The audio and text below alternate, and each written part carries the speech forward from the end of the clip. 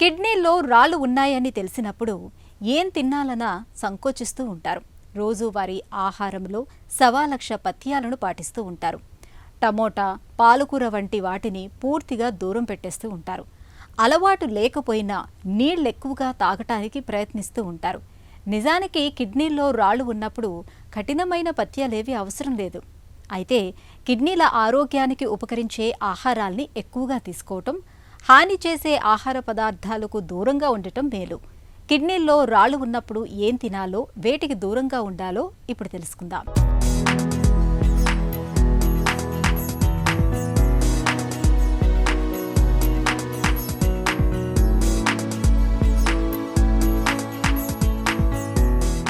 రక్తంలోని మలినాలను వడగట్టడంలో, శరీరంలో ఆమ్ల, క్షార స్థాయిల్ని నియంత్రించడంలోనూ మూత్రపిండాలది కీలక పాత్ర. ఇలా వ్యర్థాలను వడగట్టే క్రమంలో కిడ్నీలో రకరకాల సమస్యలు వచ్చి పడుతుంటాయి. కిడ్నీలో రాళ్లు కూడా ఇలాగే ఏర్పడుతుంటాయి. నీళ్లు తక్కువగా తాగుతున్నప్పుడు, తరచూ మాంసాహారాన్ని తీసుకునే అలవాటు ఉన్నప్పుడు, మందులు ముఖ్యంగా స్టెరాయిడ్ మందుల్ని ఎక్కువగా వాడుతున్నప్పుడు కిడ్నీలో రాళ్లు ఏర్పడే అవకాశాలు ఎక్కువగా ఉంటాయి. శరీరంలో విటమిన్ సి, B6 విటమిన్ల లోపం ఉన్నప్పుడు, డి విటమిన్ ఎక్కువైనప్పుడు, అతిగా మద్యం సేవించే అలవాటు ఉన్నప్పుడు కూడా కిడ్నీలో రాళ్లు వచ్చే అవకాశం ఉంది. కిడ్నీలకు తరచూ ఇన్ఫెక్షన్లు సోకుతున్నప్పుడు, కిడ్నీలో కణితులు ఉన్నప్పుడు కూడా కిడ్నీలో రాళ్లు ఏర్పడుతుంటాయి. అయితే కొన్ని కుటుంబాల్లో వంశపారంపర్యంగా కూడా కిడ్నీలో రాళ్లు ఏర్పడుతుంటాయి.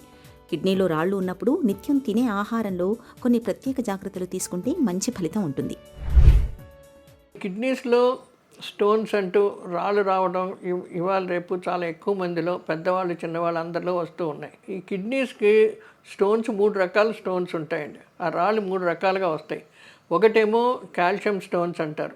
అంటే కాల్షియం ఎక్కువగా ఉండడం వలన, దానివల్ల అవి రాళ్ళ కింద తయారయ్యి అవి చిన్న చిన్నగా ముందు తయారవుతాయి. అవి మరీ ఎక్కువగా వస్తూ ఉంటాయి అన్నమాట.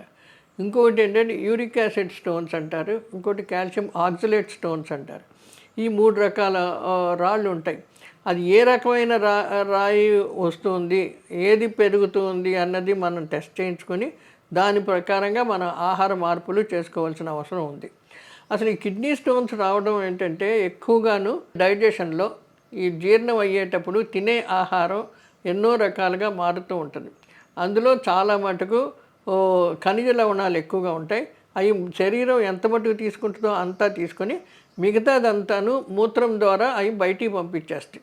అవి వెళ్ళాలంటే మనకి అది ద్రవ పదార్థాలుగా ఉండాలి, కానీ అది చిక్కటి రాళ్ళులాగా ఉంటే అవి బయటికి రావడం చాలా కష్టం అన్నమాట.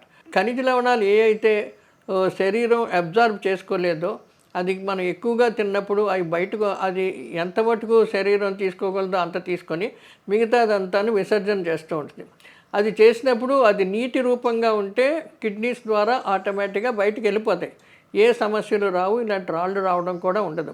ఇప్పుడు మనం తినే రోజువారీ ఆహారంలో తీసుకోవలసినంత ద్రవ పదార్థాలు లేనప్పుడు, అంటే మినిమం 2 లీటర్లు ద్రవ పదార్థం ఉండాలి. అది మంచినీళ్ళ కింద కానీ, లేకపోతే ఏదైనా నీళ్ళ కింద కానీ, ముఖ్యంగా ద్రవ రూపంలో కనీసం 2 లీటర్లు రోజు తాగవలసిన అవసరం ఉంటుంది.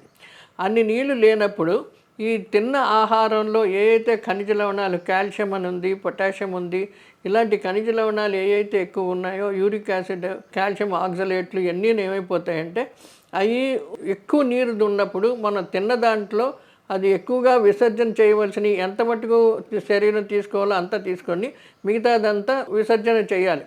అది బయటికి వెళ్ళిపోవాలనుకుంటే అది నీటి ద్వారంలో బయటికి రావాలి. కానీ అవి కొంచెం పెద్ద కింద అవుతూ ఉంటే అదేమో కిడ్నీలోంచి బయటికి రావడానికి అవకాశం లేదు. కాబట్టి కిడ్నీల్లో ఉండిపోయి మరుసటి రోజు డైజెస్ట్ అయిన దాంట్లో ఉన్న ఈ కాల్షియము ఇటువంటి వస్తూ ఉన్నప్పుడు దానిలో యాడ్ అయ్యి అవి నెమ్మదిగా స్టోన్స్ పెద్దవి అయిపోతుంటాయి. కిడ్నీలో రాళ్ల పరిమాణం తక్కువగా ఉన్నప్పుడు నీళ్లు ఎక్కువగా తాగడం వల్ల మూత్రంతో పాటే అవి పడిపోయే అవకాశం ఉంటుంది. కిడ్నీలో రాళ్లు ఉన్నప్పుడు రోజుకు కనీసం 5 లీటర్ల నీళ్లు తాగడాన్ని అలవాటు చేసుకోవాలి. అలాగే రోజువారీ ఆహారం విషయంలోనూ తగిన జాగ్రత్తలు తీసుకోవాలి. పాలకూర, టమాటాలతో కొంతమందిలో కిడ్నీలో రాళ్లు వచ్చే అవకాశం ఉంటుంది. ఇలాంటప్పుడు టమాటా, పాలకూర, సోయా, ఎండు చిక్కుడు వంటి ఆక్సలేట్ పదార్థాలకు దూరంగా ఉండడమే మేలు. తక్కువ కాల్షియం లభించే ఆహారాల్ని తీసుకోవాలి. ఆక్సలేట్లు అధికంగా ఉండే పాలకూర, టమాటా, బీట్రూట్, స్ట్రాబెర్రీ వంటి వాటికి దూరంగా ఉండాలి.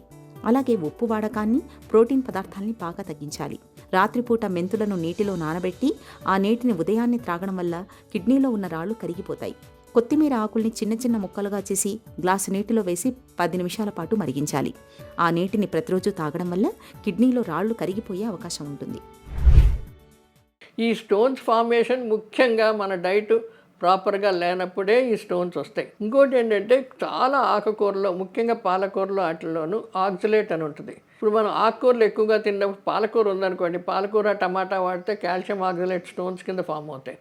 అదే పాలకూర ఎక్కువ వాడినప్పుడు మనకి ఈ కాల్షియం ఇంకేదన్నా ఉంటే అందులో ఆక్సలేట్ ఇది కలిపి కాల్షియం ఆక్సలేట్ స్టోన్స్ అవుతాయి.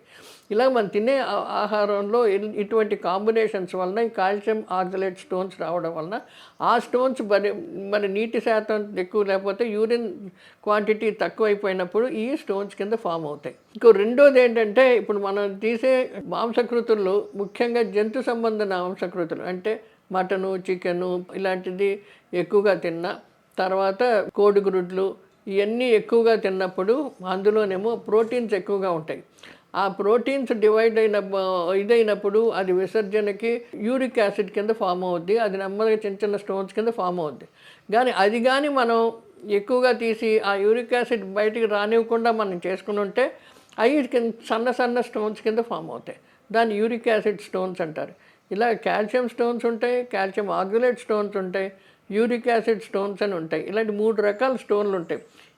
ఏ రకమైన స్టోన్స్ ఉన్నాయో ఆ రకమైన స్టోన్స్ని బట్టి మనం ఆహారం తీసుకోవాల్సిన అవసరం ఉంది. అటువంటి పదార్థాలు చాలా తగ్గించి కొన్ని రోజులు బాగా తగ్గి మన శరీరం అడ్జస్ట్ అయ్యే వరకు తీసుకోవాల్సిన అవసరం చాలా ఉంది. ఒకసారి స్టోన్స్ ఫామ్ అయిన తర్వాత దాన్ని కరిగించడం అంటూ చాలా కష్టం. అవి మనం కరిగించలేం. దాన్ని బ్లాస్ట్ చేయాలో లేకపోతే ఆపరేట్ చేయాలో దాన్ని తీయాలి. అందుకని మన ఆహారాన్ని చాలా జాగ్రత్తగా ప్లాన్ చేసుకొని ఎంత మటుకు ఎంత తినాలి, టైమింగ్స్ మెయింటైన్ చేసుకొని లిక్విడ్స్ ఎక్కువగా అంటే ద్రవ పదార్థాలు చాలా ఎక్కువగా 2 లీటర్ల కంటే ఎక్కువ తీసుకున్నా కూడా చాలా మంచిది.